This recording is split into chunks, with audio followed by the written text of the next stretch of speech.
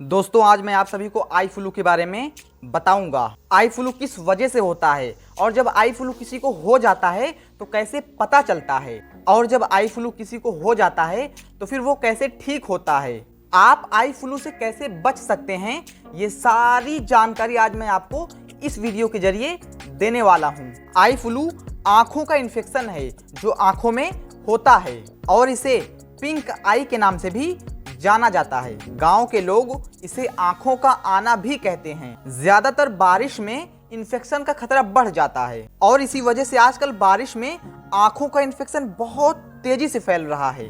आंखों में इन्फेक्शन की वजह से लोगों को कई तरह की परेशानियों का सामना करना पड़ता है। अगर आपकी भी आंखों में लाली के साथ साथ दर्द, खुजली और सूजन भी है तो आप इसे हल्के में मत लीजिए, क्योंकि आई फ्लू होने से पहले यही सब होता है। ये छोटे छोटे लक्षण आई फ्लू की तरफ संकेत करते हैं, इशारा करते हैं। इस इन्फेक्शन का अगर सही समय पर इलाज ना किया जाए तो आंखों को बहुत नुकसान हो सकता है। ये इन्फेक्शन एक इंसान से दूसरे इंसान में बहुत तेजी से फैलता है, जैसे कोरोना फैलता था, आपको याद तो होगा ही। अगर किसी इंसान को आई फ्लू हुआ है और आप उसके संपर्क में हैं, यानी कि आप उसके टच में हैं, आप उससे जुड़े हुए हैं, तो आप उससे दूर रहिए, नहीं तो आपको भी आई फ्लू हो सकता है। ये इन्फेक्शन बारिश में बहुत तेजी से फैलता है। ज्यादातर आंखों में धूल, मिट्टी या गंदगी की वजह से इन्फेक्शन होता है।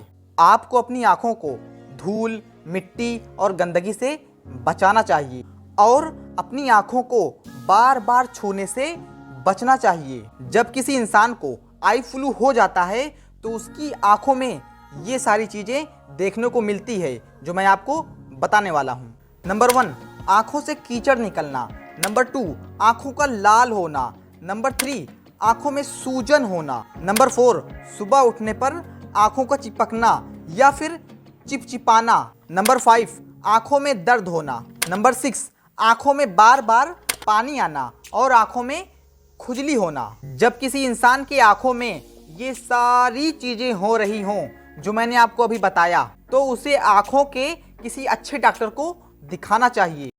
ये बड़ी अच्छी बात कही आप।